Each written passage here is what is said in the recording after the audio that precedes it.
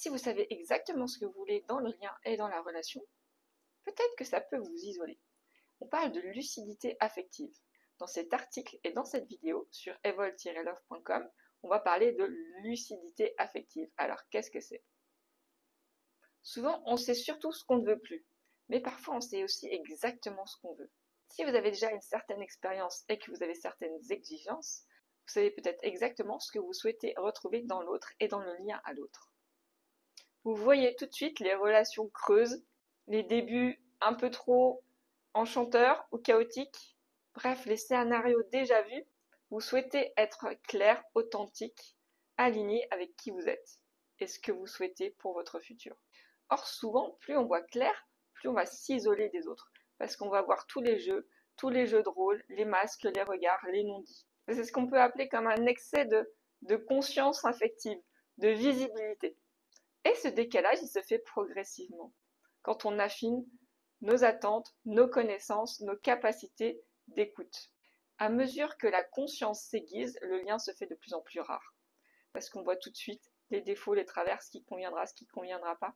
Bref, on se projette déjà avec une vérité un peu absolue sur l'avenir qui nous attend avec la personne en face. Plus on avance intérieurement, plus le cercle finalement se restreint. Les discussions superficielles, vous allez voir qu'elles vont vous épuiser. Les jeux de rôle, ça va être crispant. Vous allez voir les masques immédiatement. Et vous avez la sensation de perdre votre temps avec des rencontres qui ne sont pas forcément alignées avec vos attentes et qui vous êtes. Et vous savez le déceler très rapidement parce que vous avez cette capacité de lucidité affective. Alors, est-ce que finalement, cette lucidité affective, elle vous sert ou elle vous dessert? On va voir donc dans le point numéro 1 que la lucidité affective, elle va dissoudre l'illusion, ce qui est plutôt positif, mais elle va aussi potentiellement couper tout élan sentimental. Reconnaître tout de suite les pièges affectifs, les masques, les manipulations, même inconscientes que l'autre ou la personne en face de vous va mettre en place, c'est une vraie force. Être capable de repérer instinctivement que ça ne mènera nulle part, c'est vraiment un atout dans les relations de façon générale. Ça permet de se protéger et de clarifier toute relation future immédiatement. Mais quand ce tri il est trop parfait, l'espace il devient vide. À force de savoir exactement ce qu'on veut et d'avoir cette vision finalement de l'autre rapidement, de voir toutes ses failles, on peut se couper de certaines relations très vite, trop vite. Être trop dans l'analytique et beaucoup moins dans l'élan du cœur. Faire parler beaucoup trop son mental et sa lucidité plutôt que son cœur et son corps. Numéro 2, c'est que cette analyse, elle va éviter tout trouble.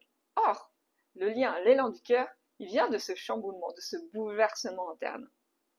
Et quand on est trop lucide affectivement, peut-être qu'on se coupe de cet élan interne de vibration et d'élan du cœur. Et ce trouble qu'on va vouloir gérer. On attend une fluidité, une évidence, un truc parfait, un truc bien standardisé, avec des attentes. Donc à force d'être trop dans le mental, on ne se laisse pas l'opportunité, on ne s'autorise pas à basculer dans le cœur et dans le corps.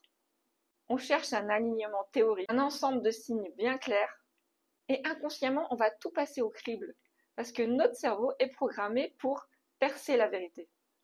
Or, l'émotion, elle naît d'un feu, elle naît d'un basculement, elle naît d'un bouleversement interne. Il faut que ça dérape, il ne faut pas que ça dévoile et que ça analyse.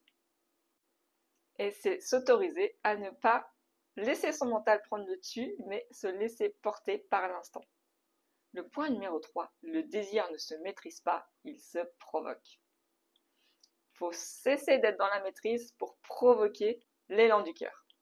Quelque chose qui n'a pas de logique, une intensité, un truc un peu brutal, un peu brut. Et c'est ça qui va finalement vous toucher profondément.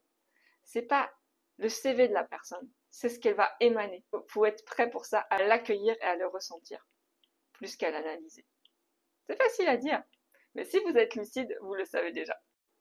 Donc en conclusion, si vous avez cette lucidité affective, vous savez que c'est un véritable atout, mais vous savez aussi que ça peut vous isoler de certains liens ou de certains élans du cœur.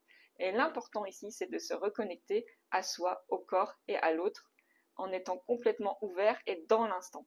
Et ça, quand on est lucide, il faut apprendre, à désarmer peut-être cette lucidité, cette clarté interne qui se fait de façon inconsciente quand on est très cérébral et assez mental et qu'on a l'habitude de discerner le vrai du faux. Lâcher le cerveau, lâcher le mental, dans la relation, dans les sentiments, on peut le savoir, c'est essentiel.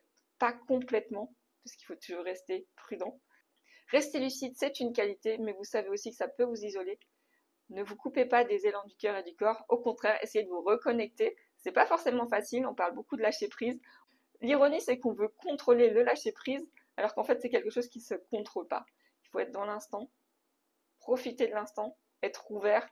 Et ça s'apprend aussi. Mais ça s'entraîne surtout. Ça s'expérimente. Ça se ressent. Je suis Cindy, je vous souhaite une très belle journée, de belles amours, de belles rencontres et à très bientôt. Ciao.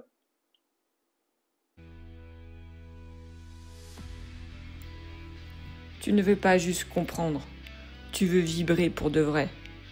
Provoque le déclic, parce qu'il est urgent de vivre